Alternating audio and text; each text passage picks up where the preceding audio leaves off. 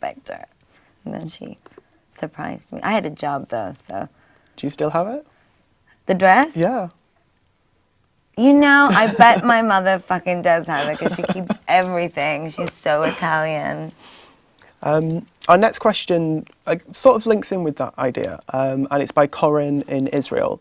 And the question is, how did your old classmates and teachers react to the fact that you're now one of the most popular people in the world? My classmates? Old classmates and teachers. Well, my old classmates, I don't know, I don't really speak to all of them, but my closest girlfriends are wonderful and haven't changed a bit. And as for the school,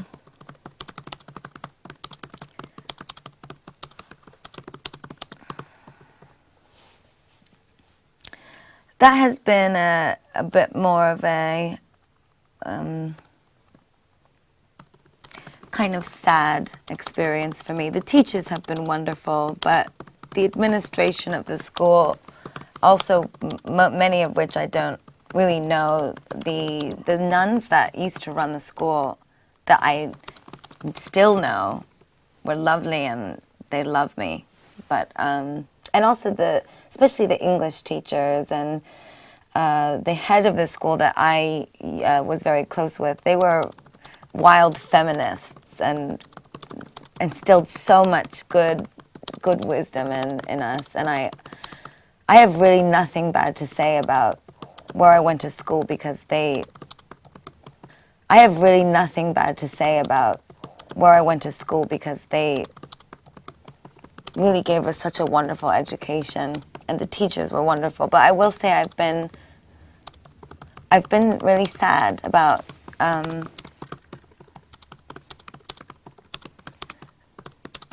some of the things that have happened with my high school because my sister goes there and my family worked so hard. My parents were not rich.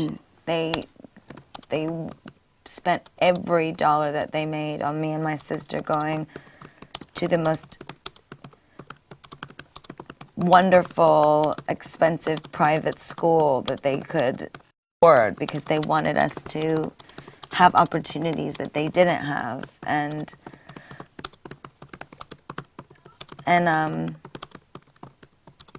I suppose in an attempt to also say something about religion, as a Catholic school, I've been slightly put off by the very un-Catholic way that they have responded to my success and how supportive my family has been to them for over 20 years as a school. It's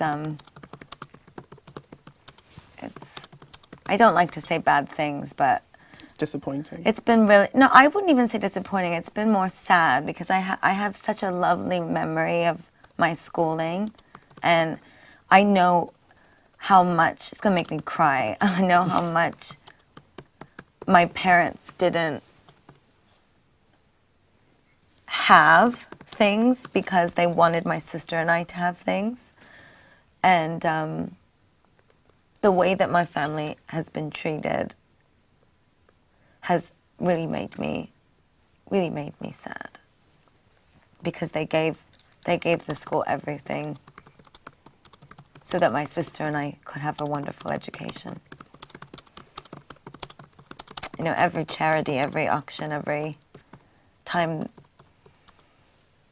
the chapel needed refurnishing, or, you know, they were so giving. My mother and father are the most giving, wonderful Christian people. No judgment. They taught my sister and I to be so free and no judgment. And there is such a diluted sense of religion and what is right. And perhaps the school's just not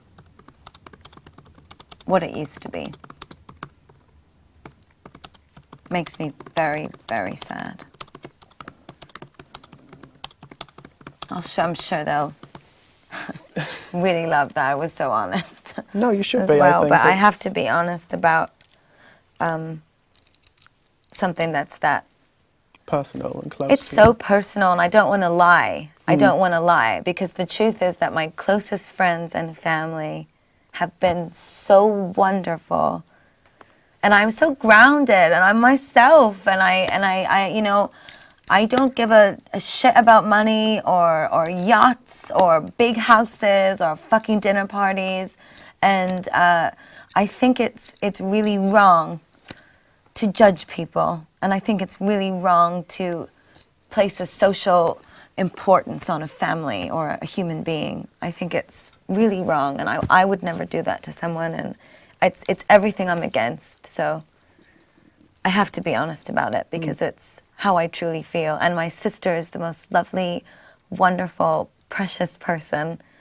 But I will say that the teachers at the school are the best and the most wonderful, brilliant teachers. They are truly magical, and Sister Bio, Mrs. Price, Dr. Lampidis,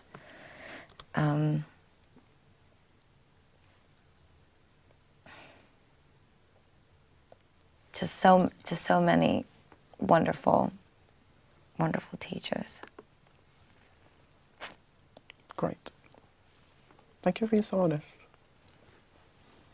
Now, our next question has been asked by George in Lisbon, and also by Ari Emanuel in Los Angeles.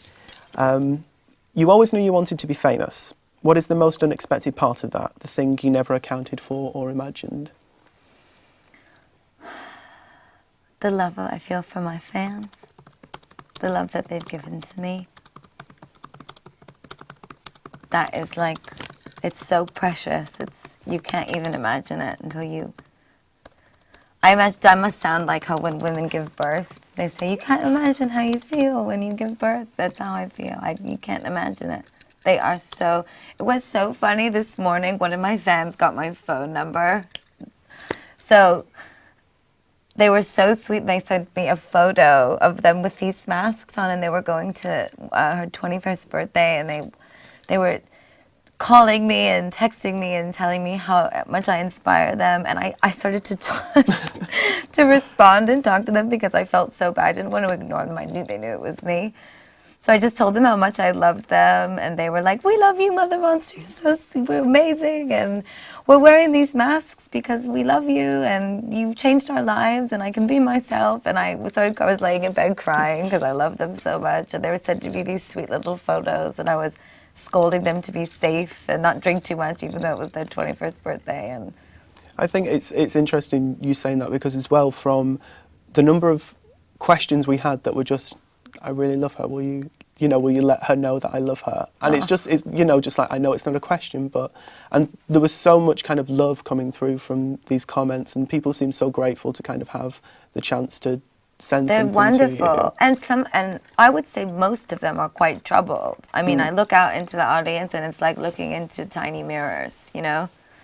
They all remind me of myself, and they're all, so many of them have, they're insecure, or they hate their parents, or they don't fit in at school, or they're cutters, or they're depression, and some of them are 9 and just like pop music, and some of them are 35 and are on a night out in the town with the boys, and it varies. But I would say that there's a vast majority of them that are quite troubled and looking to fit in, and they feel like freaks, and they want to go out to raise their freak flag high above their head and be freed. And that's what the show is all about. The show is a safe place for them. And that's what I say at the very beginning of the show. I say, I created this show. I created the Monster Ball so that my fans would have a place to go, a safe place, an electric chapel. Like a hat. It's their hat. Social canopy. A social canopy. Our next question is from Jennifer from New York. And Jennifer's question is,